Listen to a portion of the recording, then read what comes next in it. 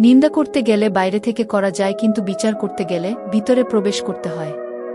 আপনি বিশ্বের সবচেয়ে সুন্দর জায়গাটি ডিজাইন করতে পারেন, তৈরি করতে পারেন এবং সাজাতে পারেন। তবে স্বপ্নকে বাস্তবে রূপ নিতে মানুষ লাগে। জীবনে হার মেনে নেওয়া আমাদের জীবনের সবচেয়ে বড় দুর্বলতা। সফল হওয়ার সবচেয়ে ভালো উপায় হল প্রতিবার হার মানার পূর্বে আরেকবার চেষ্টা করা।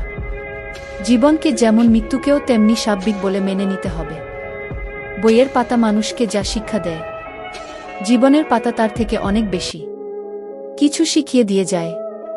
জীবনের চাহিদা যত কম, জীবনে তোমার সুখী হওয়ার সম্ভাবনা তত বেশি। পৃথিবীতে কেউ কারো নয়, শুধু সুখে থাকার আশায় কাছে টানার ব্যর্থ প্রত্যয় আর দূরে চলে যাওয়ার এক বাস্তব অভিনয়। আপনার বর্তমান সময়কে কাজে লাগান।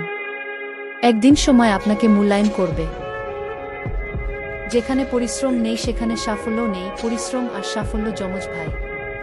স্বপ্ন তাকে নিয়েই দেখা উচিত যে শুধু স্বপ্ন দেখাবে না, স্বপ্নগুলো বাস্তব করবে। যে নিজেকে ঠিক রাখতে পারে না সে নিজের জন্যেও যেমন বিপজ্জনক তেমনি অন্যের জন্যেও বিপজ্জনক।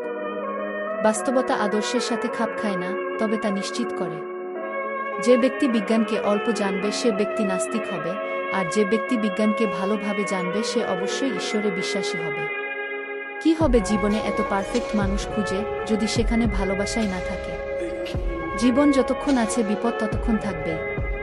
তুমি যদি গরিব হয়ে জন্ম নাও তাহলে এটা তোমার দোষ নয়, কিন্তু তুমি যদি গরিব থেকেই মারা যাও তাহলে সেটা তোমার দোষ। যোগ্য ব্যক্তিরাই সমালোচিত হয়, আর সমালোচনা করে তো অযোগ্য ব্যক্তিরা। তুমি যদি সর্বোচ্চ আসন পেতে চাও তাহলে তুমি নিম্ন স্থান থেকে শুরু কর।